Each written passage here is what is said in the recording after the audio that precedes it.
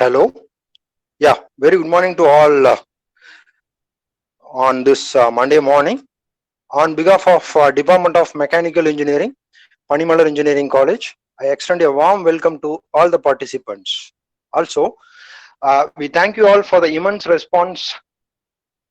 The participants are from students fraternity, faculty members, engineers from various organizations.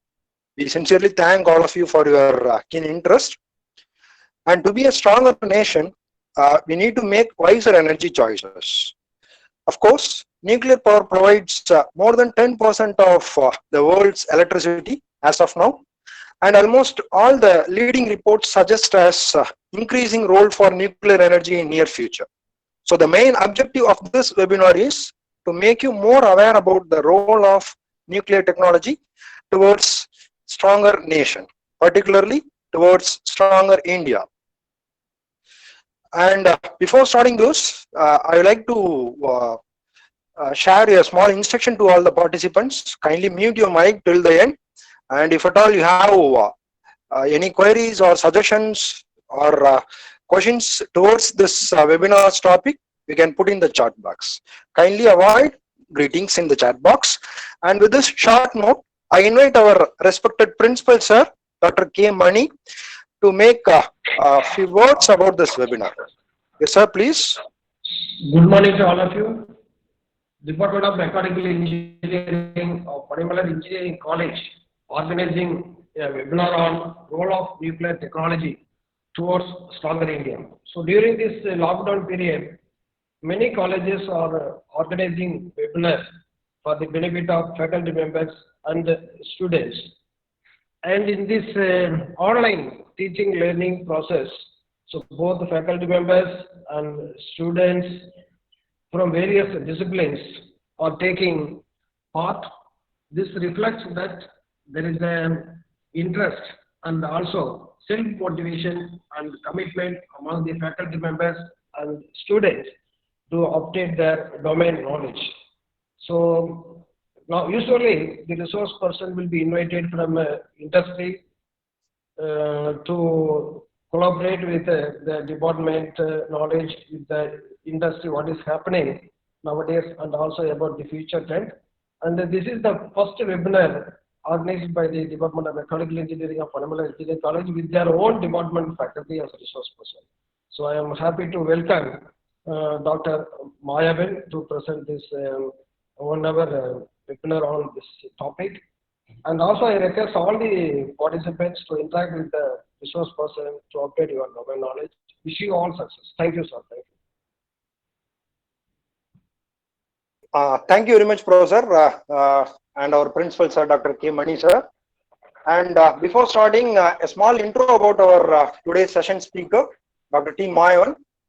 Currently, he is working as Associate Professor in Department of Mechanical Engineering, Panimalar Engineering College.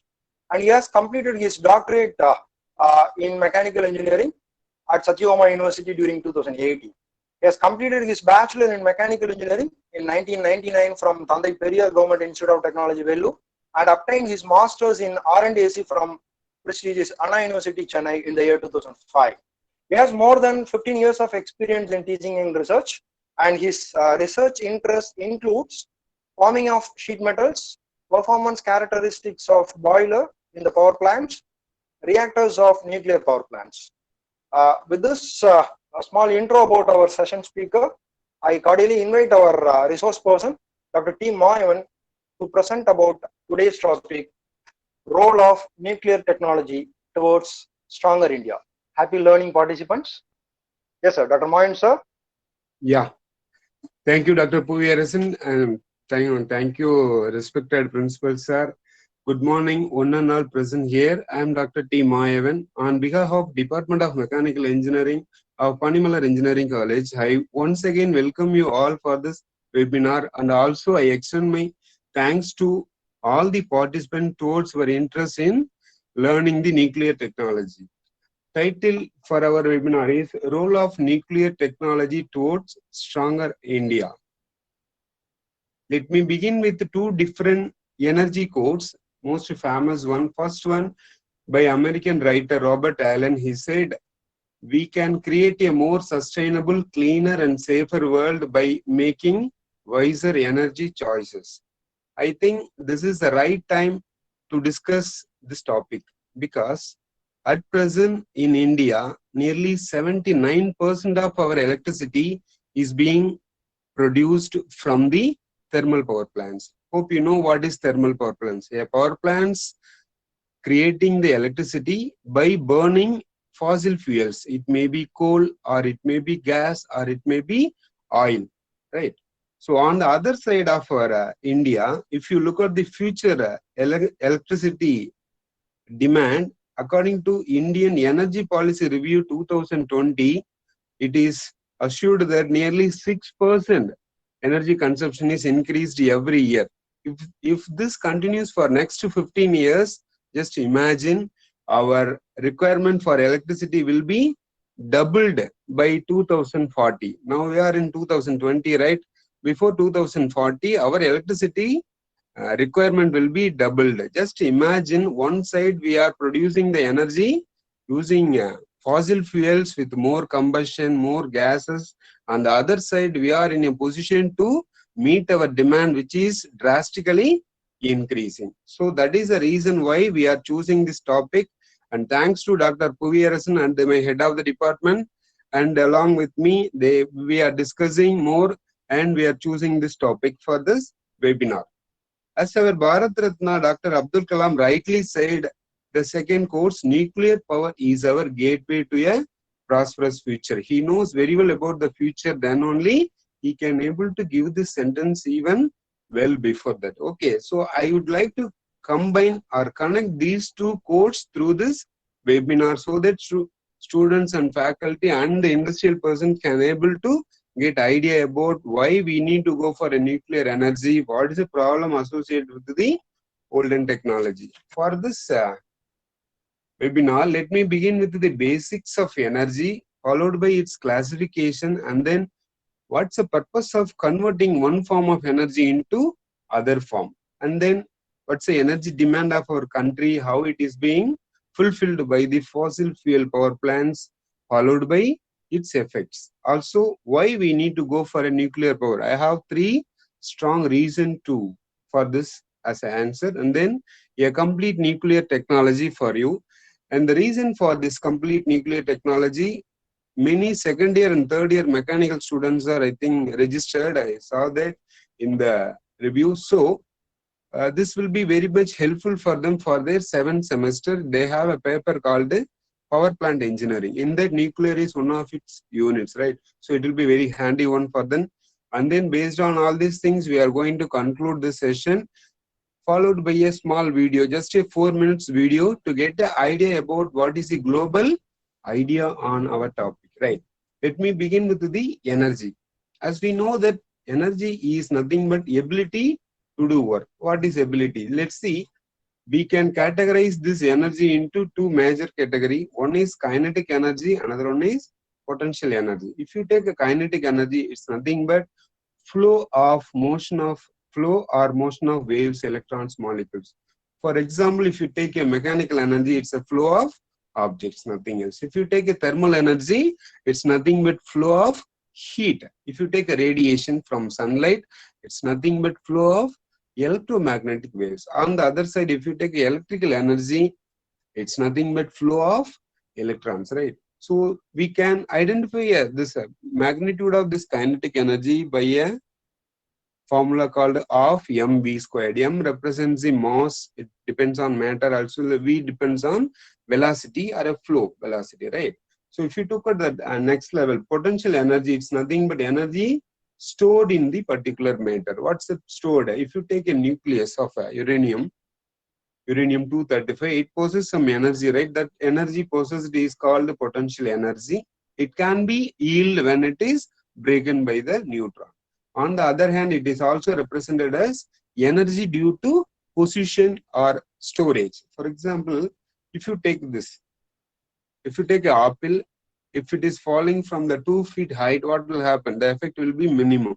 On the other side, if it is taken to the 10th floor of a building, it will gain more potential energy, right? If you leave it, what will happen? It will come down with a very high speed. That kinetic energy is taken from the potential energy it gains when it is going up, right? So like that we have that energy. As I said earlier, energy conversion play a very important role in our life. I think we are proud of mechanical engineers because just see this slide. This is the main heart of our life, right? So if you take this here, the chemical energy available on your petrol or diesel is being converted into heat energy by means of combustion within the engine, and then through piston cylinder arrangement, this heat energy is being converted into kinetic energy, right? And then kinetic energy is converted into mechanical, and the vehicle is moving. Most important identification invention by our mechanical engineers. Hope you know the chemical energy stored in the fuel is converted into mechanical easily by the engine. Likewise, in your regular life, there are number of energy conversions are available. If you look at the first one, we are eating some apple, chapatis, we can get some calories. By doing mechanical work, it can be burned effectively, right? So like that, electrical energy converted into light energy. On the other side, light can be converted into chemical. That is, matter is chemical energy stored within that one, right? So likewise, we have many examples can be done. The thing is, these energies are input energy and these things are called output energy, right? Why I'm telling, the best output energy ever in the invention of man history is electricity. According to me, electricity play a very big role in our life. For example, I think this is the 80th day, 80th day of our lockdown. Just imagine the day without a power. Just imagine your mobile phone without a battery. Just imagine. It's a very difficult to go through, right? So electricity play a big role. Not only in that our regular life. If you look at that industry, industrial automation, hope you know that electricity play a big role in our automation also. If you take, what's the difference between this energy and the energy what we studied in basics? If you take a heat energy, if you have a heat, something what you have it on your burner or in your boiler, that heat energy can be heated your given fluid. That's all. On the other side, if you have electricity, that electricity will give the heat. That heat can able to smarter heater that may be used for your ironing purpose, that may be used for baking and roasting, cooking, etc. So it's a smart kind of your heat, right? That can be produced only because of electricity. Not only in that, we can able to control the temperature of a particular area, right? For example, if you take a refrigerator, we can able to reduce the temperature, right? Keeping to preserve the foods. Also, if you take your room, I can able to control my room temperature by using this electricity, using a mechanism called indoor and outdoor unit, air conditioning unit. Likewise, it's one of the example I'm saying. Just the electricity used in motion or a power, it will give a mechanical power that can be drilled. It will give mechanical power in dual core, dual power. You can use it for a mechanical. Also, it is used for motor. I'm taking this webinar from the Porur area, and all over the southern part of India or in Tamil Nadu, you are listening it. It all because of the communication devices run by a electricity. Hope you get an idea why we need electricity. And this electricity can be produced broadly, can be divided into two. One is renewable energy. What is renewable? When the energy which is never gets used up or exhaust completely, that energy can be named as renewable energy. That is, it never gets exhausted, which means hydro energy, we can use a water turbine to produce electricity. Those power plants are called hydroelectric power plant. On the other side, wind energy is there, solar energy, and geothermal. Geothermal is nothing but a heat available from the earth bed. We can able to take that heat to utilize the heat energy to produce the electrical power, right? So these energies are called renewable energy. There are two major drawback of this energies. One thing, it depends on nature, right? So when there is no rain, it is not possible to use it. However, if now we have a Mettur dam, they are opening, so we can able to produce that energy now. But in the case of wind energy, again, it depends on wind pressure difference, right? So only when there is a pressure difference, flow of air will occur. Like that, solar energy have very less intensity. So the problem associated with the renewable energy is they will produce the energy only to extent of 10%. As our Dr. Puviyarasan said, only 10% of our energy can be taken from this renewable source. So in this world, really 90% of remaining energy is being produced by non-renewable, out of which very olden technology is burning fossil fuels. These fuels are called fossil fuels, namely coal, gas, oil. Okay. I think more students are there. You can just make a note. When you are burning a coal to get the electricity, that power plants are called thermal power plants or steam power plant. If it is produced by burning the gas in a combustion chamber, that is called the gas turbine power plants. If you are burning the oil in a diesel engine, that is called a diesel power plant. It's a very olden technology. Nearly 70%, 70 to 80% of world electricity is being produced from this category. It's a very olden technology, so it is used in many countries. Right? What is the problem? Combustion is a problem on this one. So let's see the another one. It's a nuclear. This is our topic. Nuclear energy can be yielded. It's a chemical reaction. It is visible to human eye, but it is a nuclear reaction. It is not visible to your eye. By burning a uranium-235, we can able to produce it. What's the big advantage? It's look like clean and green energy and having a potential like this fellow. So this is the best suitable one for a growing nation like India. But if you look at the world energy basket, nearly 38.3% is taken electricity from the coal and the remaining 23 from a gas, 16.3 from hydro. Just look at it. 10.2% from the nuclear. I'm talking about world electricity. But in India, we have only 3.2% as of now. But it is very minimum. So that we can strongly tell all the developed nations are using that one. That's why in the world power, it increases to 10.2. If you look at the next one for India, just look at this. In thermal, that is coal, gas burned 79% to get our total electricity. As we know that as of now, May 2019, our installed electrical capacity is 310 giga. Out of that, 79% is taken from either burning the coal, diesel or gas. Generally, they are termed as thermal. Only 11% is from various dams are available in India. Okay, 11. Remaining 5.6 from the renewable, what we discussed earlier. And only 3.2% from the nuclear. This is very minimum when comparing with this fellow. He is very dangerous one, not only for our environment, also for our breathing, right? So what's the problem? Yeah. I'll give you a small idea why these fossil fuels are very dangerous. Coal is being burned, for example, through the conveyor belt, they dried and then they're making into a powder, pulverized mill, and then they are burning in a boiler, right? In this boiler, when you are burning anything like coal, having some calorific value, good calorific value, just look at that. In a stack, you can expect a fly ash. Also, at the bottom, you have a solid ash, right? So these ashes contain carbon.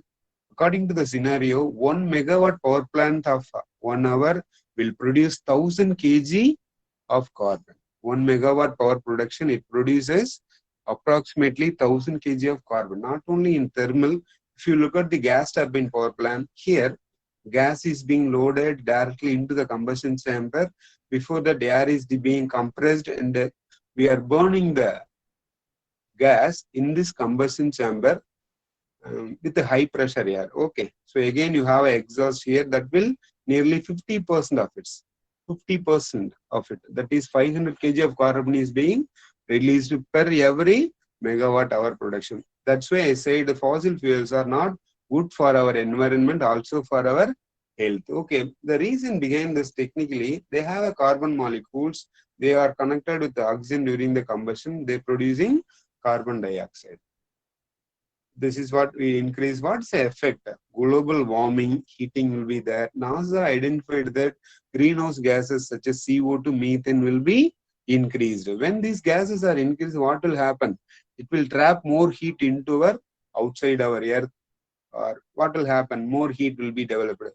Due to that, just see, in Intergovernmental Panel of Climate Change said that if we continue with a fossil fuel combustion, what will happen? The earth temperature will be increased 1.5 to 3.5 in another 50 or 100 years. So it will be a big warning for us. Also, we cannot say that I am going to completely reduce the CO2. It's very difficult because they used all the technology like electrostatic precipitator, more filters are used. Still, we are unable to reduce the CO2. In addition to the environment, it also gives some death per terawatt. For a major power, for a coal power plant, the person who is taking this carbon inhaling, nearly 100 death is being recorded so far through the power plant. So in oil, there are 36. Since the carbon percentage minimum, so they are like that. Just see the last one. Nuclear is not giving enough trouble for us. Okay.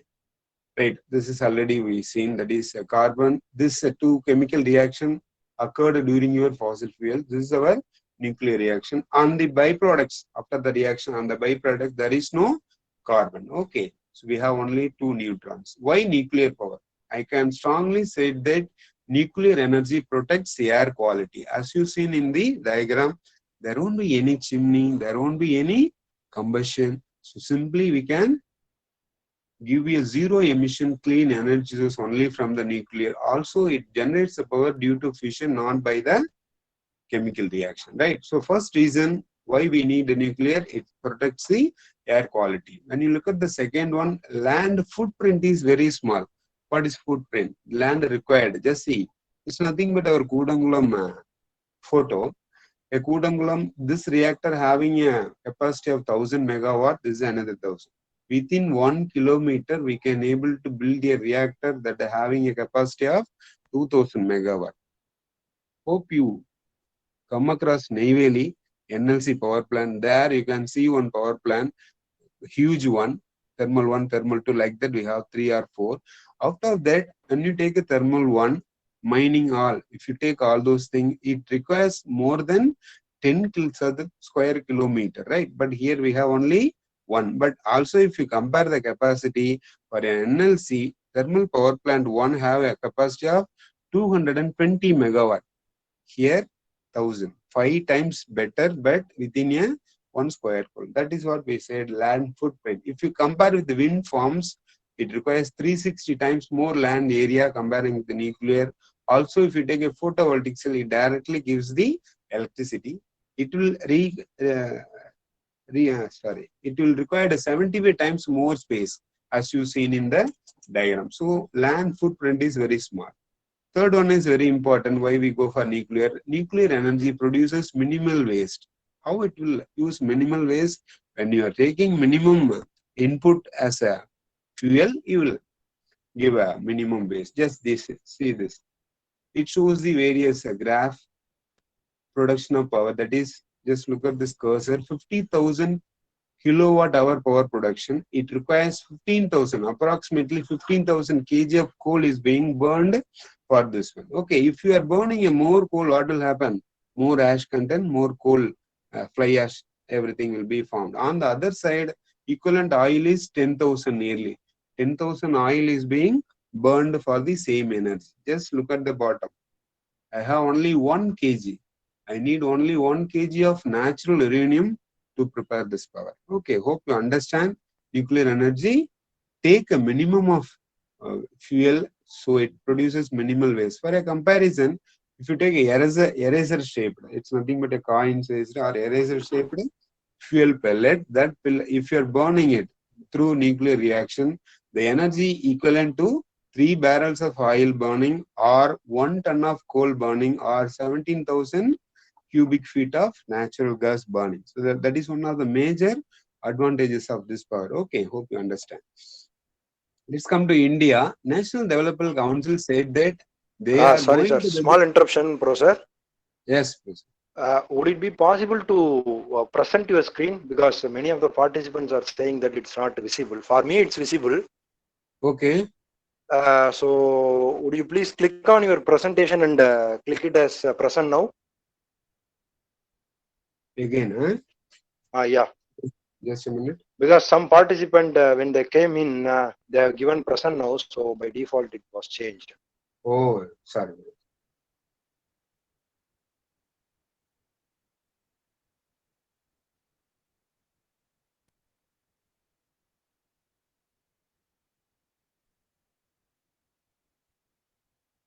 Yeah, I think it is coming out of it. No problem. Have you got it? It's working. Yeah, for me, from Any- the starting itself, it's working. I request the participant, Yeah, please do yeah, not change the setting so that it will be visible towards the end. Since they are switching over from here and there, yeah. Yeah, I the understand, Professor. screen went off. Okay, Is it sorry for okay the now? interruption, Professor. You can continue. You can continue. Please, please. No problem. I request all the participants, please do not disturb the screens. If at all you have any questions or you would like to chat towards the end, you can do that. Kindly pay attention to this webinar. Thank you. Thank you, Professor. Yeah, let's come to India. Hope it is visible for everyone. When come to India, National Development Council, that is NDC, is agreed to reduce the carbon emission by 30 to 33 to 35% by 2030. How it is possible? Only by closing the thermal power plants. Also, they agreed on the other side, we have a demand, right? So they are going to increase the clean energy electricity capacity by 40%. How it is possible? As our Abdul Kalam said, we need to go with the nuclear power. Also, if you look at the future, between financial year 17 to 22, our electricity demand will be increased by 7.1%. Also, for the another 5 years after 22, it will be maintained at 6% every year. If it goes on, giving India's energy demand could be doubled by 2040. This is why I said in my introduction, we need to go for a nuclear power, no other way, right? Already our India planned very well. In 1950 itself, by Dr. Homi Jahangir Baba, already give a plan that is 3 stages of nuclear power program is ready for our stronger India. But still we are in between first and second stages. Second stage still it is not completed yet. I will give you a more reactor idea in later slides. So let me give you a small idea. What is stage 1? Nothing but we are going to use a natural uranium as a fuel, and we are put into a reactor called pressurized heavy water reactor. Electricity is being produced as a byproduct of natural uranium, depleted uranium, that is remaining uranium, as well as plutonium is formed. What is plutonium? In the natural uranium, you have U-238. Just look at the number. Uranium-238. During the reaction, one neutron is added. The uranium-238 is converted into plutonium, right? This is a fissionable material. So we can use that plutonium here. It is loaded in a stage 2 reactors where you can able to burn in fast breeder reactor. We are going to see all these reactors separately at the coming slide. Just understand. We are going to use a heavy water reactor as this fuel, but byproduct is used in the next stage reactor, that is plutonium fueled breeder reactor. We are going to produce electricity. Also, thorium is feeded here to get, like uranium is converted into plutonium. Thorium can be converted into uranium-233. This is also one of the useful fissionable material that is used in the third stage. This is what our scenario. Simply, natural uranium, plutonium is burning here, thorium is burning here. This is what our stage. This is also, this research is going on in our Kalpakkam prototype reactor, breeder reactor. And in this type, this research is going on in our Baba Atomic Research Center, Maharashtra.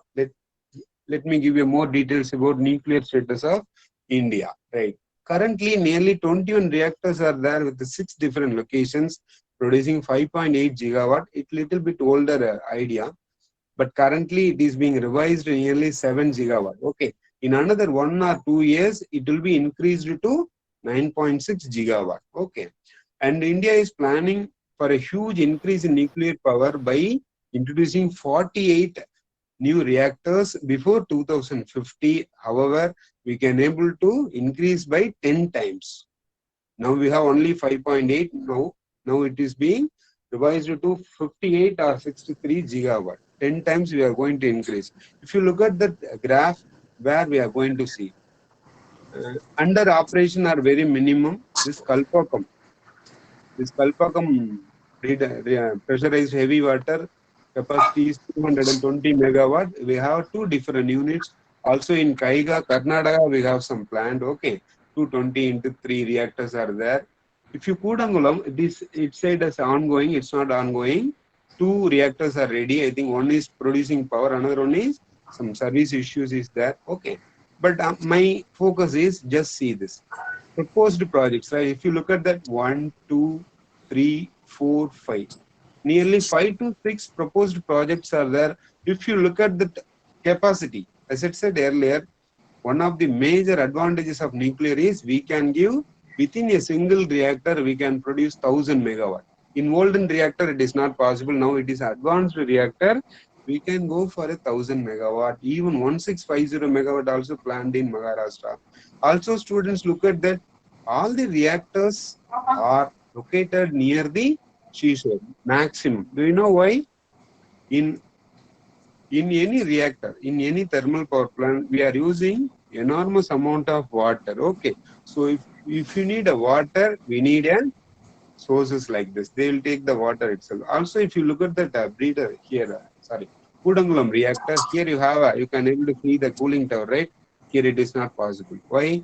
Instead of cooling tower, they are using a sea water to cool the condenser. So no need of cooling tower. It is one of the advanced technology nowadays they use. If you look at the northern India, here also we have a proposed project. In Haryana, we have some 4 units of 700 megawatts. Also in Rajasthan, some project is ongoing. There are number of Rawat Bata number of units. Nearly 6 units are running in this for our nuclear power. Okay. So hope you understand. We have some only 10% of 18 reactors are there. We are going to increase it by 60 near future. This will give you more idea about this. If you look at that, this is the reactor type pressurized heavy water. Now we have only 4.5 gigawatt.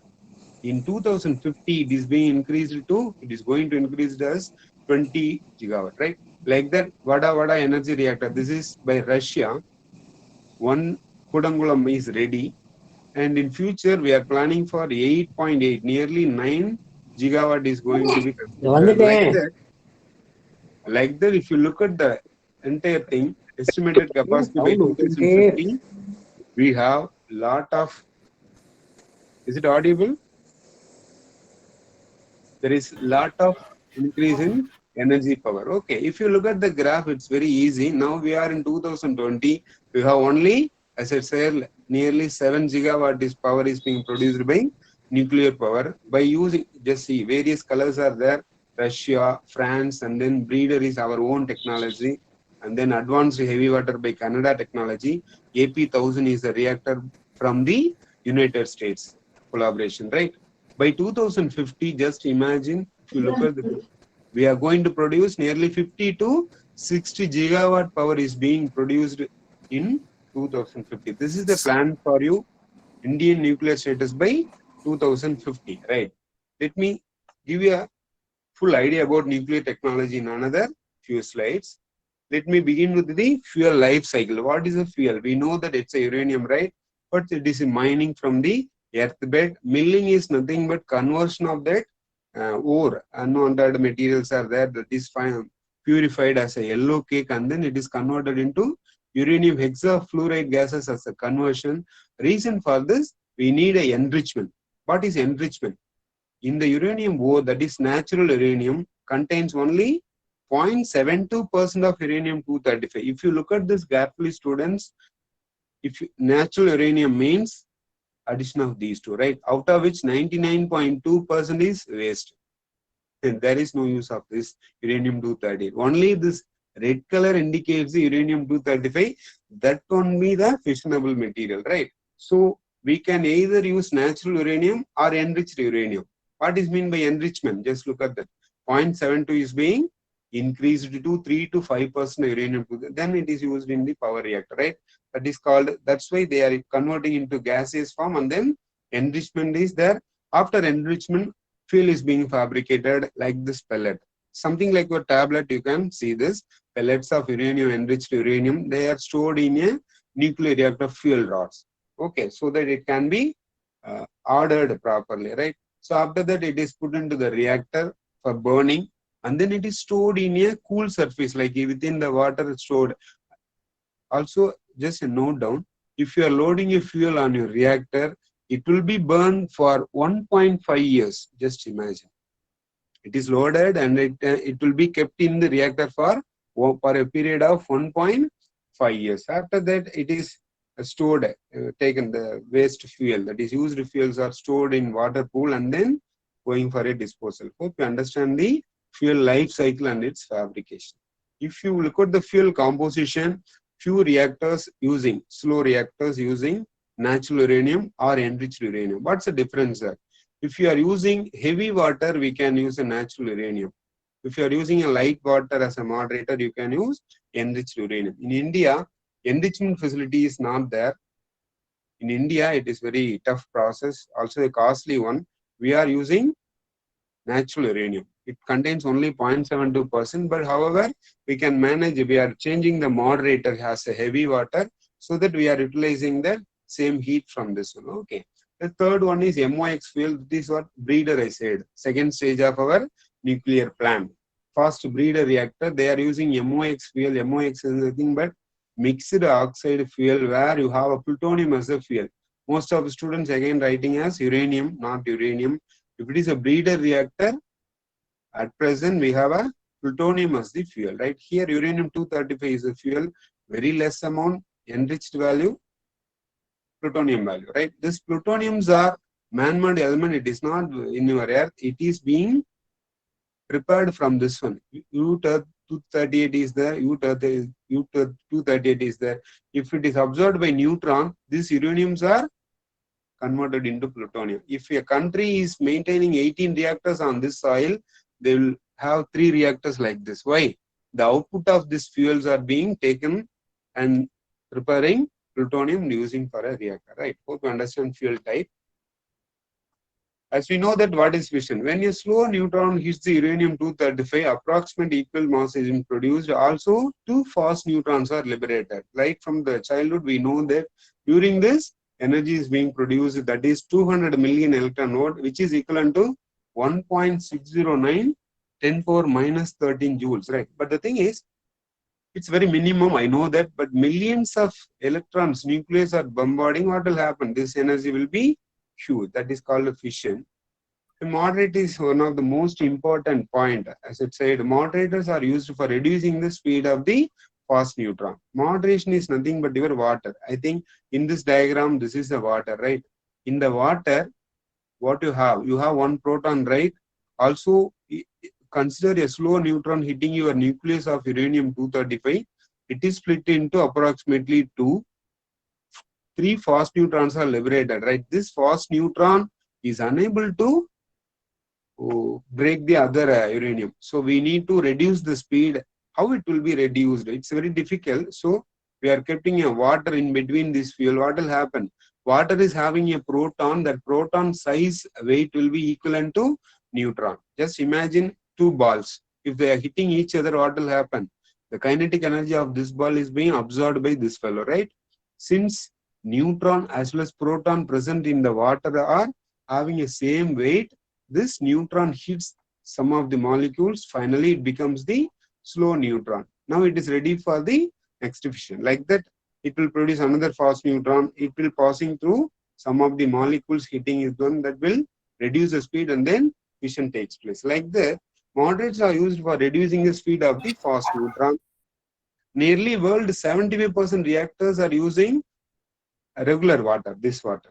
And the heavy water is being used only 5%. I think most of the Indian reactors are using 5% reactor. It is identified by the Canada scientist. Okay, so Canada scientist, as per advice, we are using a heavy water as the moderator. Okay, coolant is nothing but most of the students are confusing with them. Moderator will reduce the speed of the neutron. The same moderator, same water will act as a coolant.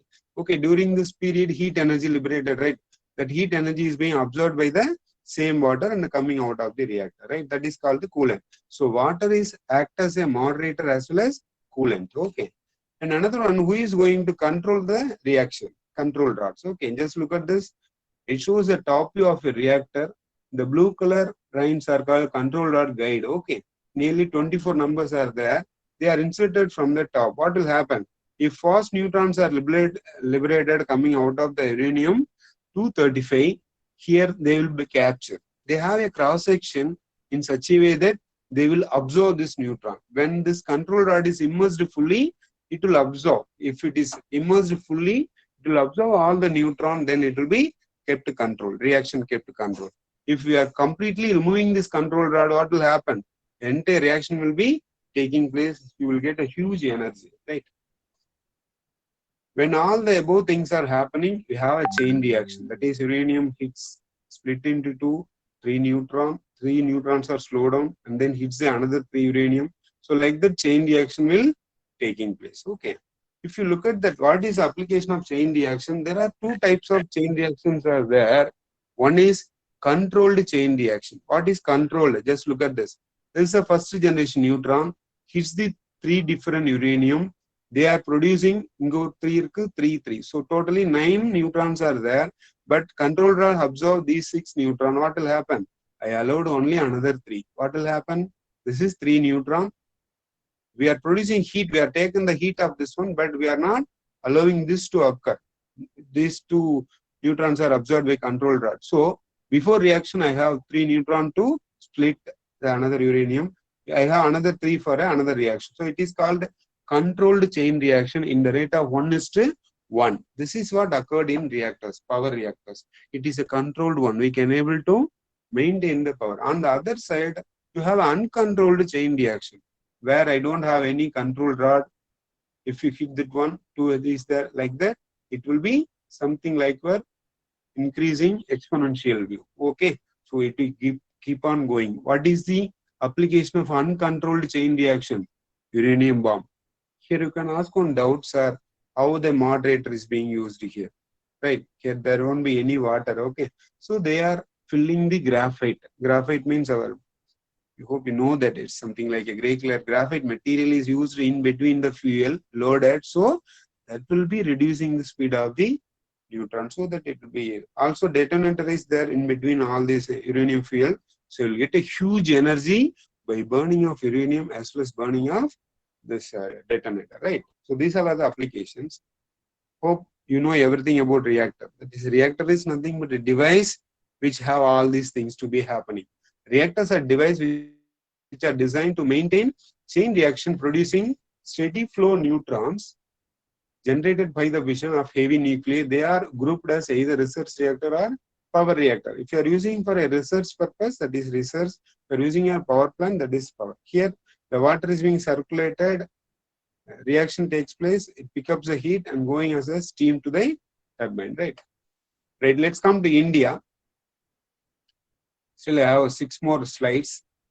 So in this, I would like to give a technical detail about the reactors. As I said, we have 3 different stages, right? Out of this, only one stage is working now of Indian nuclear power plant. That is boiling water reactor. Here they are using uranium-235 as a fuel for all this reactor.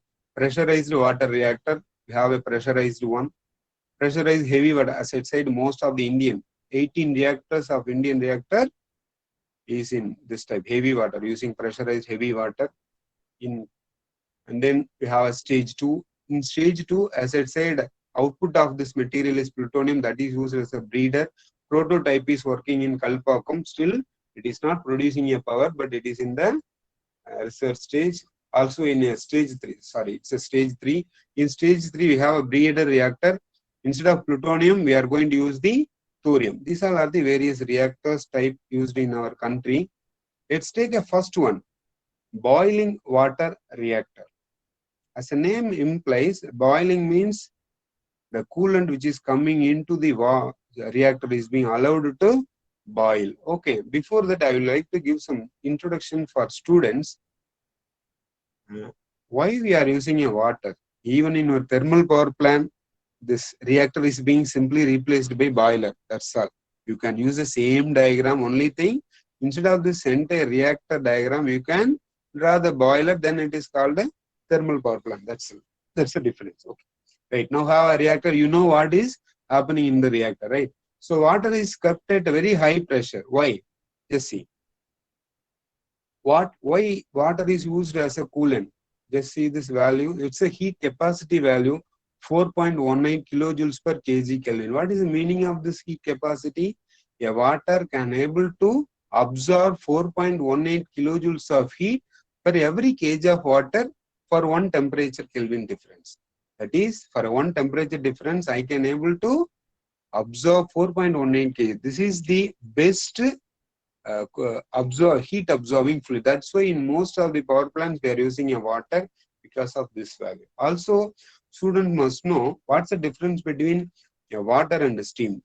Assume water is at 100 degrees, steam is at 100 degrees. What is the enthalpy value? If you look at the water HF value at 100 degree, 417 kilojoule. On the 100 degree, if you look at the steam value, 2675. Are able to imagine both are at the same temperature, but enthalpy values are increased. 417 length, it is increased to 2000. The reason is for a steam, it is enthalpy value will be very, very high. That's why we are giving the heat to the steam, and then steam is expanded in the turbine with this huge power. Okay, let's see how this will work. Water is pumped into that one. When we are increasing the pressure, I can able to increase my temperature, right?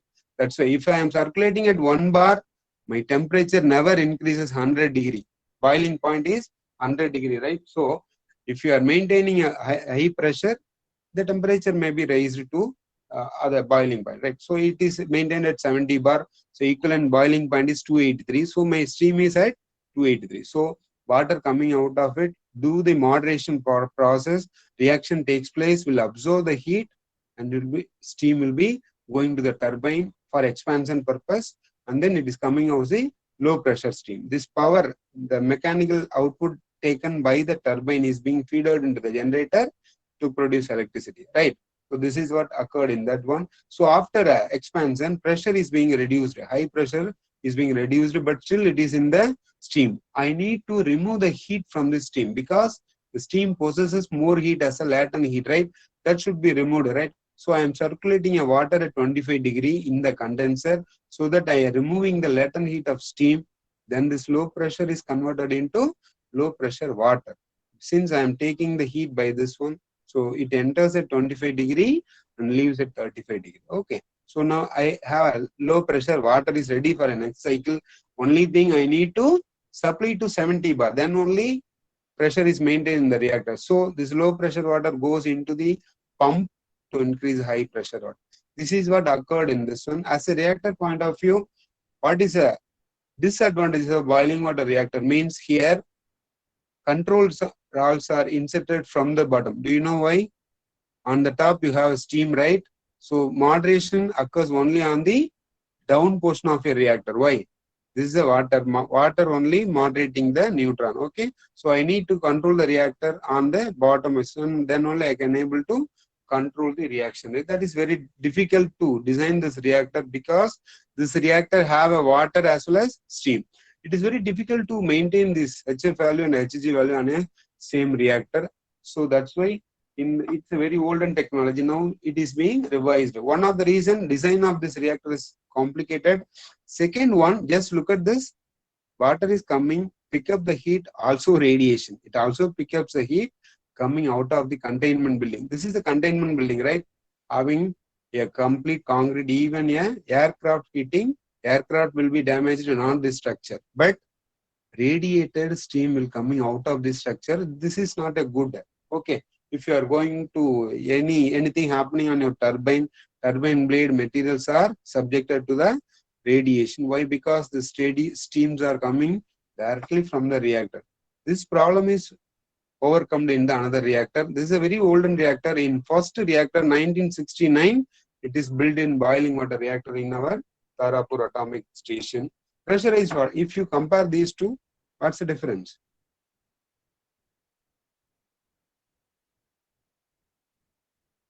Yeah, you can understand what is the difference. Here, a radiated steam coming out. Here, this is a reactor. This is a pump. Okay. So this is a reactor, radiated loop, right? This radiated loop contained within structure. What do you mean? If anything happened to this radiated steam burning, etc., what will happen? It will not coming out of this containment structure. So it is the most safest one. This technology used in our Kudangulam. In Kudangulam, pressurized water, very high advanced water reactor is there. Sir, what will happen? This is maintained at a very high pressure. Very high pressure. Why I need to maintain a very high pressure? I am maintaining it at 160 bar. In previous case, we have maintained at 70 bar, right? Now, I maintained at 160 bar. Because of that, the water is maintained in the water itself. It is not allowed to reach its boiling point. What is boiling point at 160 bar? 345 degrees centigrade. So, it is not allowed to boil. So, it is circulated. It will go pick up the heat, do the moderation work, pick up the heat, goes to the next heat exchanger. In this heat exchanger, it is maintained well below this pressure, 60 bar. In 60 bar, 280 degree is a boiling point. So when it reaches 280 degree, definitely it will be converted into steam. So here I have a steam at a temperature 330. So just imagine, students, here I have a 330 degree water, and incoming water is at very low temperature. It receives a heat from the 330.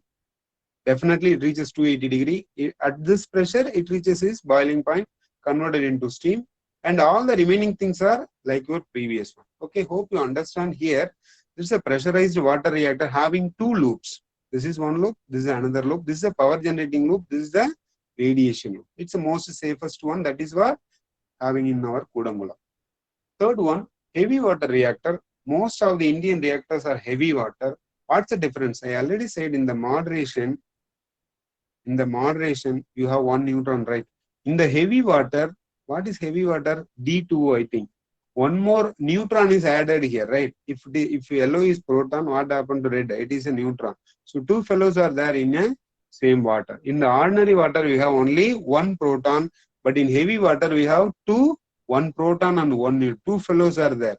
Just imagine a neutron is coming here. If there is only one fellow, its speed will be reduced to only lower level. If there are two fellows, what will happen? The kinetic energy absorbed will be more. It's something like it is very difficult to pass through a crowded place, right? 50 members are there, 100 members are there. Where it is easy. When you have 50 members, you can flow easily. When you have 100 members, it is very difficult. Your speed will be reduced. That's what happening in heavy water moderation. So, sir, what is the advantages? If you are using heavy water, reaction rate will be maximum because suddenly it reacts. It will not take much more time. Because of that, no need of enrichment. You can use the natural uranium. This is the very best thing identified by the Canadian scientists. Okay, Canada. Okay, so this is also called the Kamloops reactor, where heavy water is being used. Where you can get this heavy water? It is extracted from the quantity that is naturally available in lake or in a mountain. Canada is the world supplier of heavy water. Okay, right. So heavy water is used in this tank. Okay. So this is I shown only the first type. Only this portion is being shown here. Since you know about steam and other water circuit. Okay, this is available in Rajasthan, where the high pressure water, heavy water is going into the tube, will pick up the heat. Reaction is taking place here, will pick up the heat, and the high temperature water, it is going through the tube. Here I have low pressure water, which comes and reaches its boiling point, converted into steam. Sir, what's the difference? This area you have a heavy water. So when neutron coming out of this area, what will happen? When passing through this, the speed of a neutron suddenly reduces. It hits another uranium-235. So reaction rate will be maximum. So we can use the natural uranium. Heat will be very more, and the percentage also very good. Control rods are used in between this pipe so that we can able to control the reaction. Hope you understand. The difference is natural and heavy water. Finally, it's a final reactor breed, that is stage 2 reactor of our India. In Kalpakam, we have this prototype. If you look at the sentence, you can understand more. Reactor which produces more plutonium than it consumes. More plutonium than it consumes. What it means? It producing more. If you are loading 100 plutonium, it will produce 150 plutonium. How? Just see. This red color is your plutonium. This is a fuel for a breeder reactor, as I said. In surround this, I am loading a uranium-238, surrounded by uranium-238. The yellow color is uranium-238. Okay. When fission occurs, this is a fast breeder reactor, so we should not use the water. I already said for a breeder reactor, it's a fast reactor. We should not use the water because water is only for a slow reactor. So sodium is it's the best fuel for due to these characteristics. Sodium is the best liquid metal for the school for absorbing the heat. It is not doing any moderation. So fast neutron coming out of it, it will be absorbed by the surrounded fuel. Surrounded fuel is nothing but uranium-238. Just look at this diagram. Plutonium is red color. When neutron is coming out of it, it is absorbed by uranium-238, right? What will happen when the uranium-238 being absorbed by neutron? This value increased to 239. By emitting this rays, what will happen? Within 24 minutes, uranium-239 converted into neptunium. Again, plutonium is converted in 2.4 days. What will happen? I am converting uranium-238 into plutonium.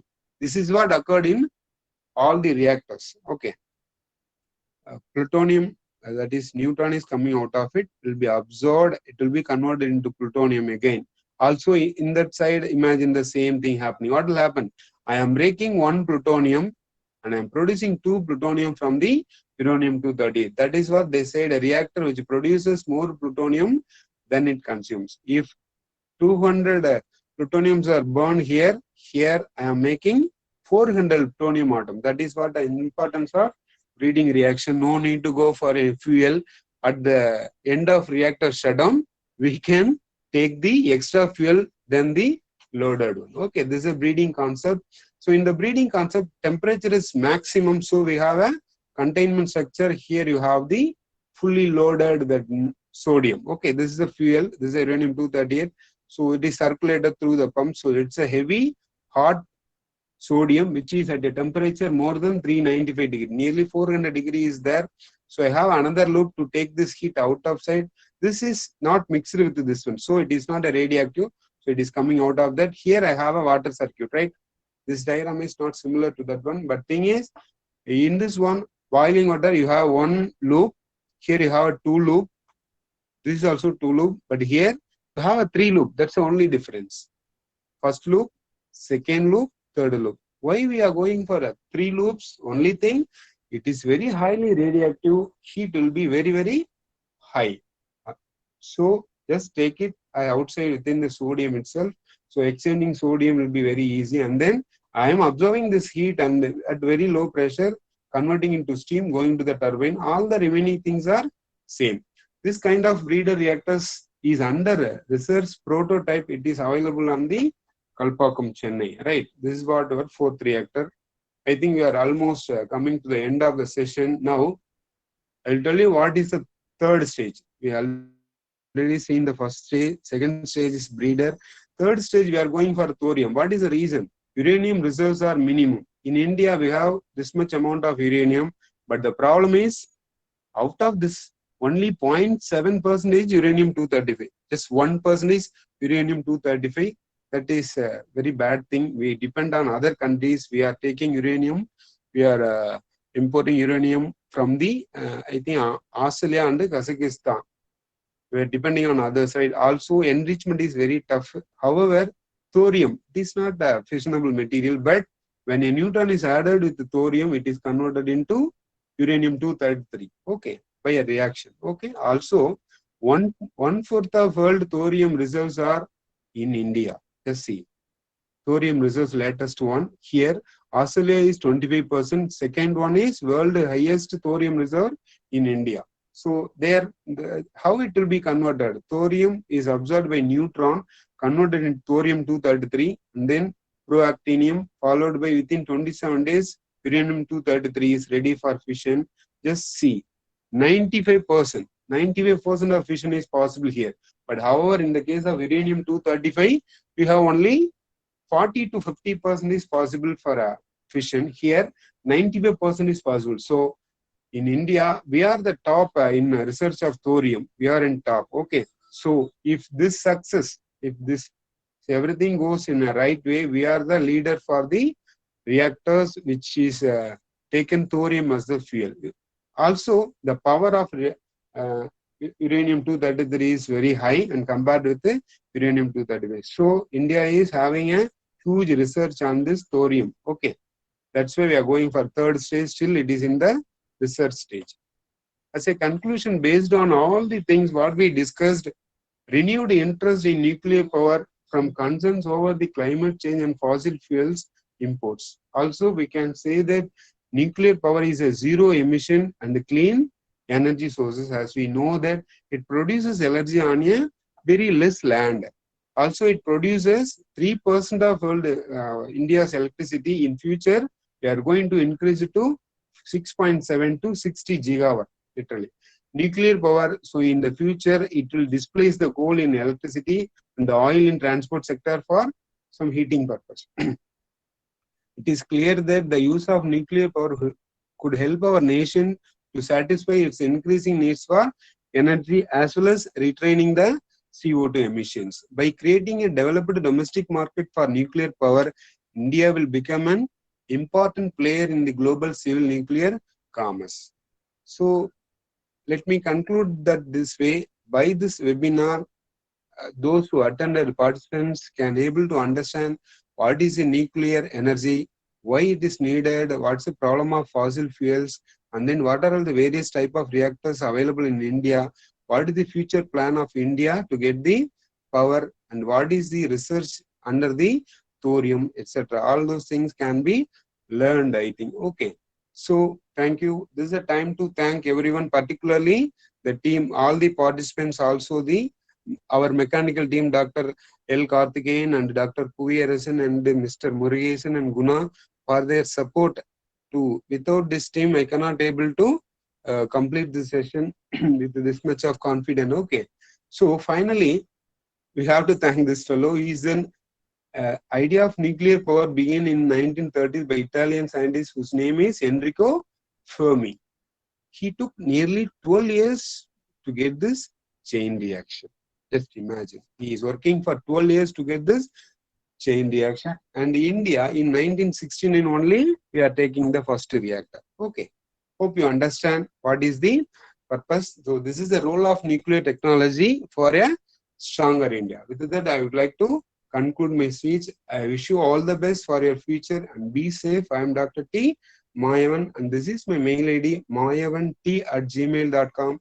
If you have any doubt whether if you are a student or a industrial person, if you have any doubt in this area, I am happy to share with me.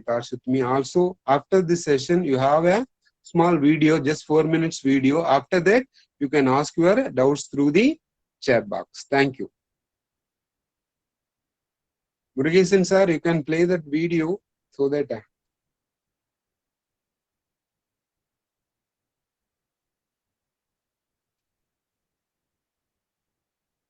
Three reasons why we should continue using nuclear energy. 1. Nuclear energy saves lives.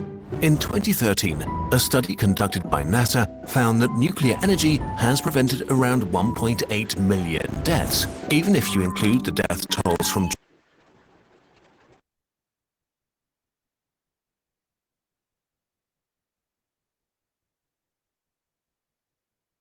Chernobyl and Fukushima. Nuclear energy ranks last in death per energy unit produced. While nuclear waste is really toxic, it's usually stored somewhere, while the toxic byproducts of fossil fuels are pumped into the air we breathe every day. So just